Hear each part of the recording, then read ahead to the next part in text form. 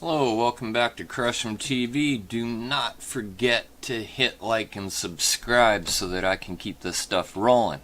It doesn't pay for itself.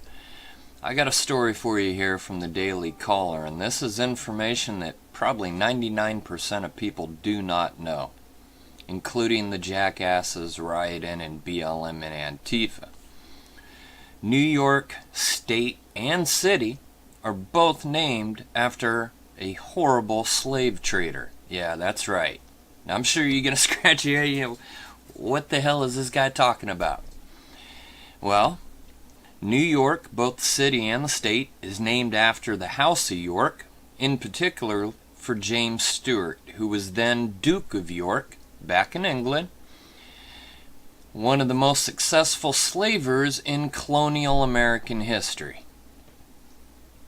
So when Donald Trump wondered aloud during that press conference they tried to give him crap about whether the impulse to tear down memorials to leaders of the Confederacy like Lee would slip into calls to remove America's founders like Jefferson and Washington, both of whom owned slaves, of course everybody acted like he was a nut job. Oh yeah, he's crazy. Well, what happened, people? We got people, asking to blow up Mount Rushmore now. So, when are they going to change the name of New York City and New York State? You think they'll actually do that? At what point is this craziness going to end? The memory of slavery is enshrined right in the name of New York as well as the name of the nation's capital. Are we going to change the name of Washington, D.C.? Even though both cities have obviously changed from their roots. James Stuart conquered the settlements between Delaware and Connecticut from the Dutch in 1664, and the name of the principal port, New Amsterdam, was changed to honor the new master. James's brother, King Charles II of England, gave the territory to the Duke in exchange for 4 beaver pelts every year. That's all he had to give him. 4 skins off a beaver. Alright, the Duke of York, who later became King James II of England, created Britain's greatest slave empire known as the Royal African Company, which transported between 90,000 and 100,000 African slaves to the Caribbean in American colonies between 72 and 1689. And contrary to what most ignorant people believe, the majority of the slaves did not go to the U.S. And the U.S. was the first country to ever outlaw slavery. People need to do some Google search and go learn their history. Majority of the slaves went to the Caribbean and to South America. That's where they went. That's where the majority of them went. King Charles II established the Royal Adventures Company in 1664, which traded in Africa, and put his younger brother James in charge of the operation. When the company went into debt, James and the Crown dissolved it and reformed it into the Royal African Company to focus on the continent full of ivory, gold, and the single most lucrative commodity, slaves, who were sold by their own people, by the way. That's another thing people won't tell you, is that the ones that were selling them, that profited, were other black people. When they had wars over there, one tribe would attack another, capture the other one, and they would take them to the little outposts where the European guys would come in and pick them up. That's one of the hidden slaves that nobody ever wants to talk about, the dirty little secret. And one of the reasons I get really angry when they blame everything on the white guy. What about the black guy that was selling them to the white guy? Why ain't they mad about that? Why ain't they mad about, Africa? The Royal African Company, governed by the brother of the king, enjoyed almost regal power to compete with the Dutch for dominion over Africa's resources and people. The company established ports along the Gold Coast, soon became the largest single company involved in the slave trade. Between 1680 and 1700, it supplied 30,000 Africans to the Caribbean. Not to America, to the Caribbean.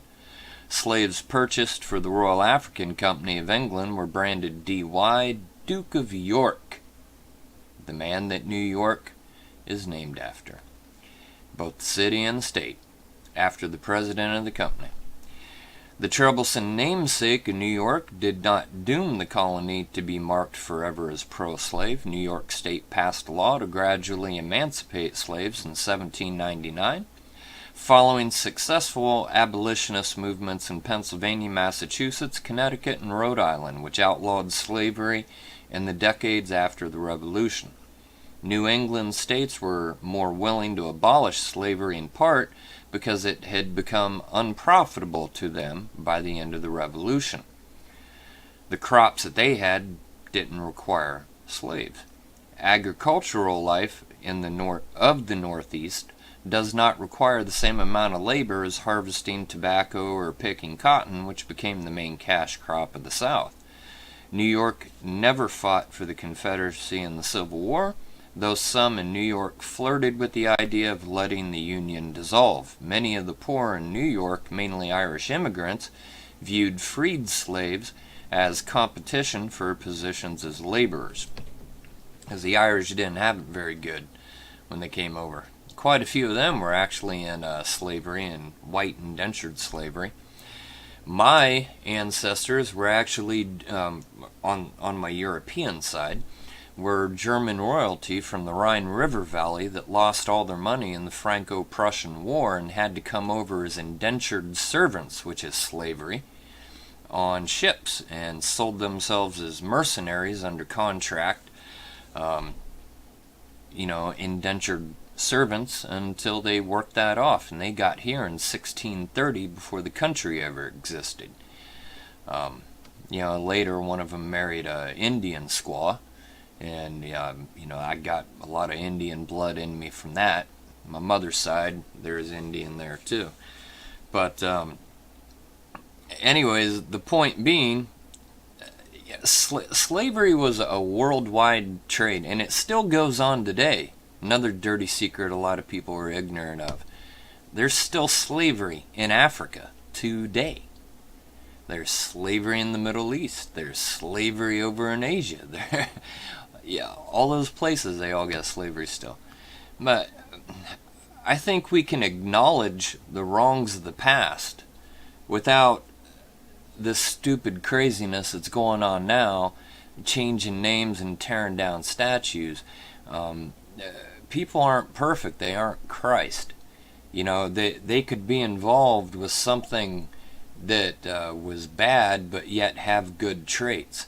And the Confederate statues that everybody wants to remove, contrary to what people say, they were not put up to glorify slavery. They were not put up to promote white supremacy. That wasn't the reason at all. It's because over 750,000, and the latest estimate actually pushes the Civil War deaths to 850,000 that died. But people lost their relatives, whether they were fighting for the right thing or the wrong thing. They still loved the people that died, and that is the reason the statues were put up, is because it was to honor their ancestors. Were their ancestors perfect? No.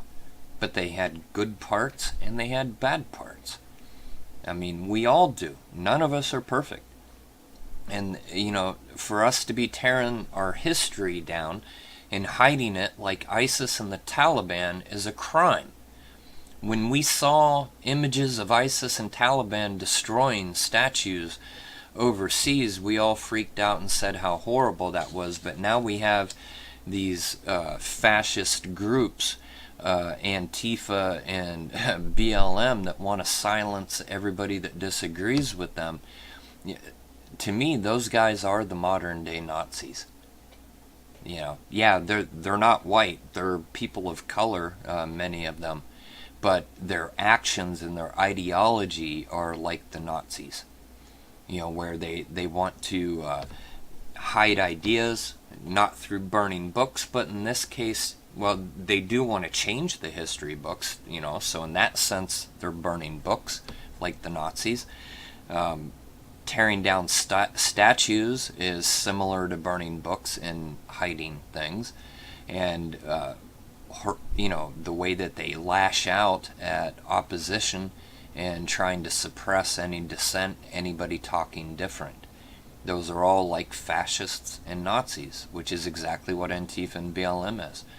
So spread this around, show it to all your friends, explain to them New York City and New York State and Washington, D.C., they're all named after slave traders. What are you going to do? You going to change all that too? No, we can't be tearing down our history, folks. No. There are better solutions. Acknowledging it, teaching about history in the right way, not being idiots tearing things down. You have a great day. Take care.